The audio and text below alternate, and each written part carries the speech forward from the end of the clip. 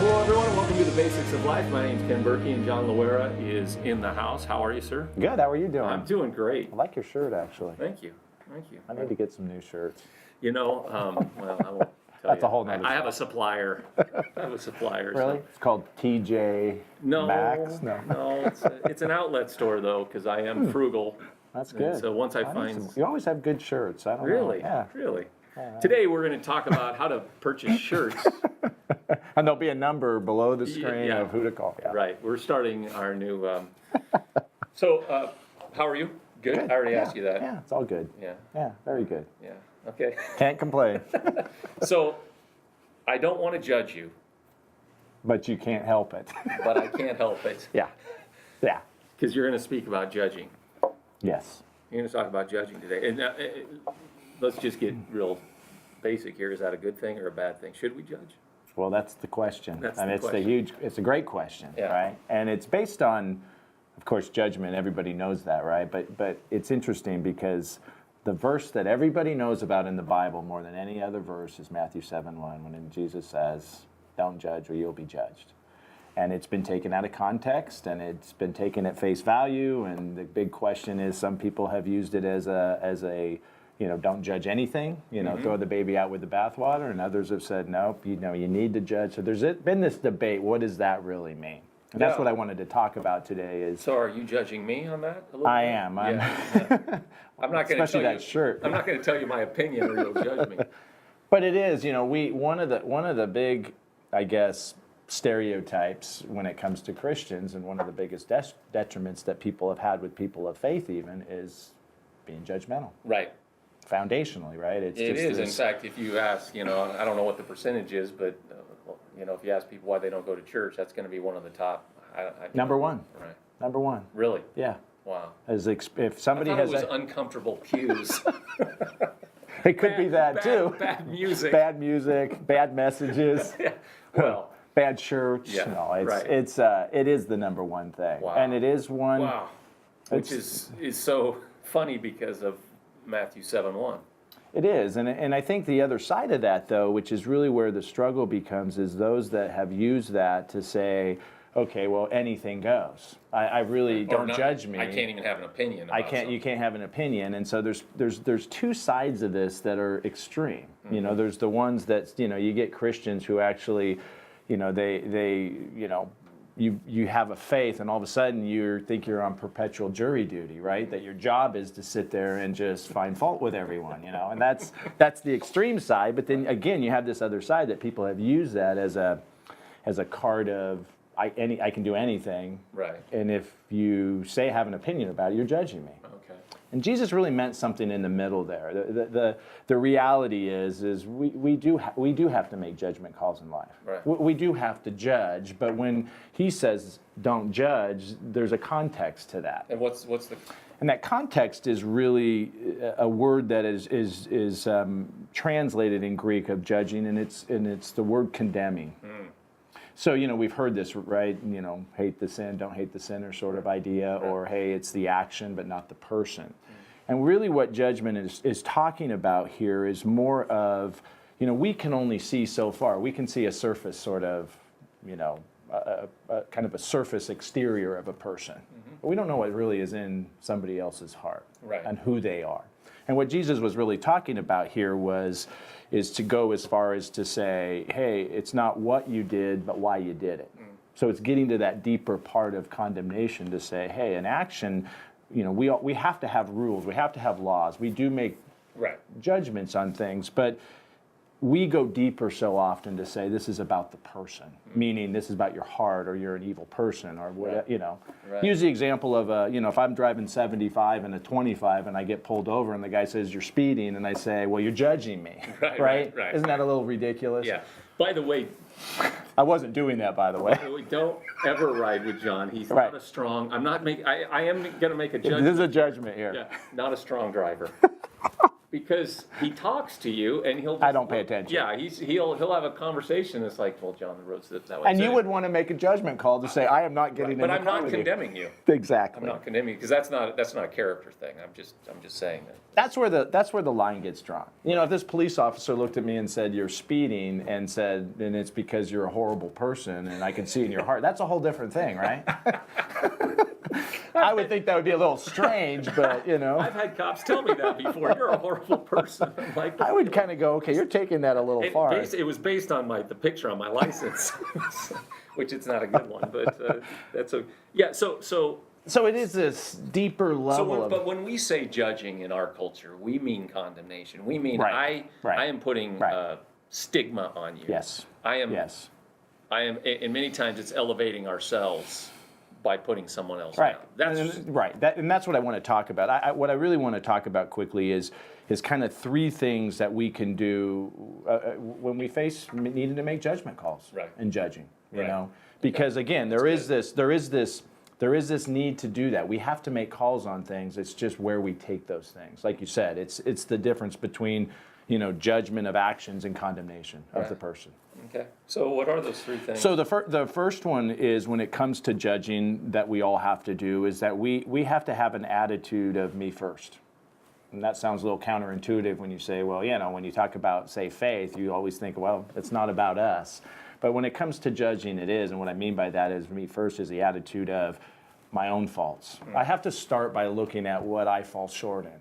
We know that when we evaluate other people or make judgments on other people, a lot of times, interestingly enough, it's the stuff we struggle with is what we have a problem with somebody else. You ever notice that? Yeah, that's true. That's true. Our kid who's most like us bugs us the most, right? It's crazy. My daughter is that way. My oldest daughter is most like me, and I'm most critical of her. And my wife reminds me of that all the time that says, hey, she's just like you. It's crazy. Yeah. Well, it is. But it plays out in all of our relationships, if you think about it, to start out with, because the other condemnation of people is this judgment of character, and it's this judgment of I'm kind of blind to my own stuff. Right. It's the hypocritical sort of thing that is also a stigma that people have to say, wow, this doesn't jive. Right. You criticize this over here, but you live that same way. Right. So that's that classic.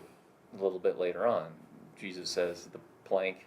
And why do you try to take the speck out of your buddy's eye over here when you have a plank in your own? Right. You kind of are blind to your. It's interesting how we can actually be blinded to our own stuff. Right. Right. And if you think about the message of that sense, right? It's just this part that says, how helpful is that to somebody if you're condemning somebody or critical of something that you were doing yourself? Mm-hmm.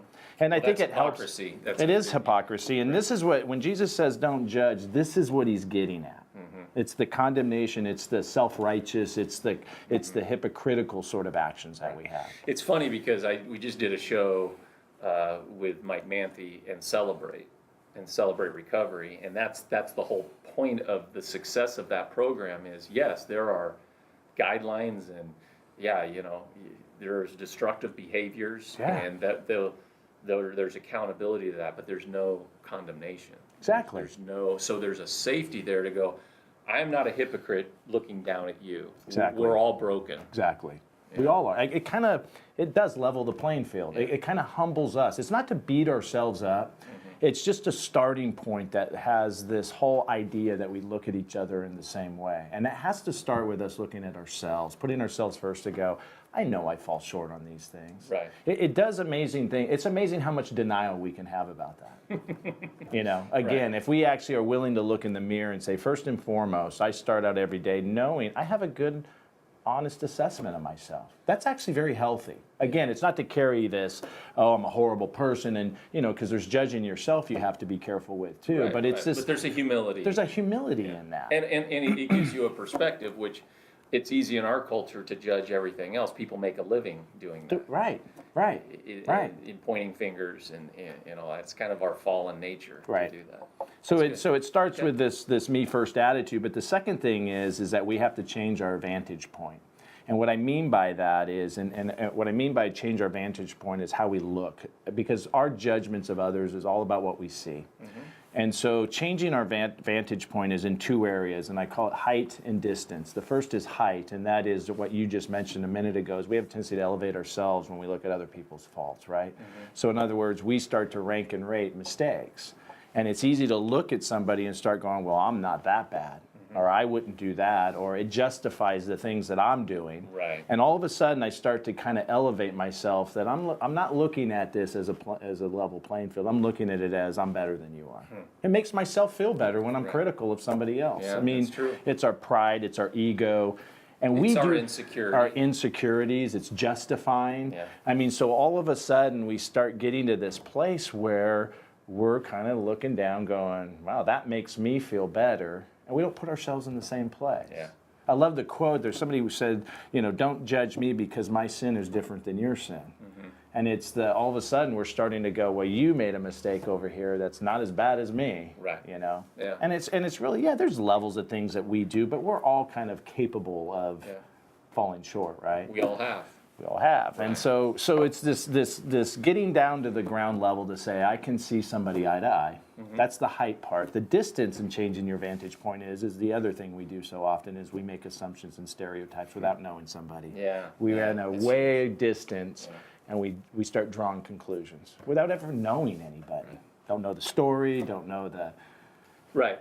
Well, that's the whole thing, they always say, if you walk a mile in someone's shoes, well, you know the story. If you walk a mile in someone's shoes, then you're a mile away from them, and you have their shoes. So Wasn't that? I think Steve Martin said that. that's just a bad joke. So, Yeah. Well, but it is. I just wrote something just a couple weeks ago. It's easy to judge. It's hard to walk in somebody else's shoes and understand them, because it gives you a total different perspective. we just draw from all of these conclusions and stereotypes, and it's amazing. Again, I'm the worst of it. I can tell you. I agree. That's judging, by the way. I'm sorry. And that sounded a little condemning, and not just judging. There was a little condemnation. It actually felt good. It felt liberating. Yeah, change everything you know.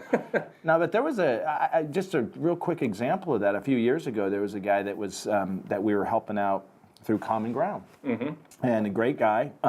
First time I ever met him, didn't know anything about him, and probably mid-20s, struggling with an addiction, methamphetamines. Without knowing him, first time he ever came, I hate to admit it, but going through my mind, that looks like trouble. Oh, this guy's really, made some bad decisions. Sizing him up, didn't know him, right? By the end of the day that he was there for a couple of hours. He came up to me, and number one, he thanked me for what was going on there, thanking the volunteers, because we had breakfast there, and he was able to kind of get some help with some resources. But anyway, he just said, I want to thank you. And I got a chance to have, just sit down with him for 5 minutes. And what he shared with me was, I have struggled with addiction, and yet it started when I was 12 years old, and my mother was the chief supplier of my meth since I was 12. And I sat there with this here I'm sizing this person up of trouble, got to keep an eye on it. I mean, I'm making assumptions without knowing anything about the story. Right. And what's sad is that we make those assumptions without having all the facts. And it was humble. And I know that it's a humbling thing to go, shame on me. Yeah. Because I've done this in places where, what if somebody comes in and gets that vibe or feels that they never have a chance to tell the story? We want to keep a distance from people, but everybody has a story. Yeah, people make bad choices, make bad decisions, but I have no idea what that is like. Right. Yeah, and I think you can't even make any kind of assessment of even how to help someone until you really get to know their story. Right. And again, it brings things, I know more times than not, if I've sat and heard somebody's story, it changes my heart. Yeah. I start to go, wow, I've made some assumptions and probably some judgments based upon things I had no idea about. Right. Yeah. And then you start to go, hey, if I could, put myself in their shoes, you start to go, wow. Yeah, seek to understand, and it changes everything. Oh, it does. So we have to change our vantage point. We have to get into this level ground, and we have to get some closeness to know a little more about somebody. I think it humbles us to go, hey, I can approach judgment in a different way if I look at myself and know what I struggle with. Right. And then I change the view of how I see people. Yeah. Take the time. And then it goes to the last one, which is just simply judge on purpose. And what I mean by that is, what's the purpose for that judgment? Is it to help somebody? Is it to... Yeah, that's good. That's good. I mean, think about that, because we don't know anybody else's motives, but the one motive we know is ours. Yeah. You know, so... Oh, I know your motive. You think you do. Trust me, I know. Judge on purpose, I love that. Because you think about it and go, again, if we look at this and say, there is a purpose for judging if it's the right way. Right. If I come humbly, if I know that we're all in the same boat, and if I really have the purpose of, I want to help restore somebody. I really want what's best for them. Yeah, and my compassion and my heart is that it breaks when somebody's struggling with something. That's a whole different thing. You know, we think sometimes, especially Christians, that our mission, our purpose was seek and destroy. Right. We want to go find fault, and we want to make you feel it. I mean, we've all seen that. You've seen some of the extreme stuff out there, but the sadness is there's people, and we get this wrong idea of what our mission is. And our mission isn't to do that. Yeah. Yeah, one of our classic stories at Green Valley over the years has been that Philip Yancey story that we talk about all the time. And a prostitute who's trying to get her life back together, and the counselor says, "Have you tried church?" And her line is, "Why would I do that? I already feel bad enough about myself." What an indictment. It is. It's a sad one. So I was thinking judge on purpose for restoration purposes. I think of the woman caught in adultery. Exactly. Yeah. And, it's a great example. And Jesus makes a judgment, hey, don't do this anymore because it's destructive. Right. But I don't condemn you. Right. It's exactly, that epitomizes that call, you know. Yeah, it's that just was like judging on purpose. The purpose of the religious leaders were to not only stone her and judge her, but to catch him in this, catch-22 situation. And that really does sum it up, because, you know, his comment about, hey, if you don't have any faults of your own, throw the stone. There you go. And you go, that's where it all starts, is for us to look at this and go, how can I do that with my own stuff, you know? You should do a message on this sometime. I just did. Yeah, I know. Well, that's a great story, though. It is. It epitomizes that whole thing. And I think that's the part that just challenges all of us to go, you know, there is a value in that. I think about it and go, hey, it is through healthy judgment that we can help one another. Right. If you look at it that, you know, it has a negative connotation when you say judging, but it's not that. Right, because it's never condemnation. It's restoration. It's restoration, and that's where, you know, there's another scripture that says there is no condemnation for those that know Christ. Right. There's no condemnation.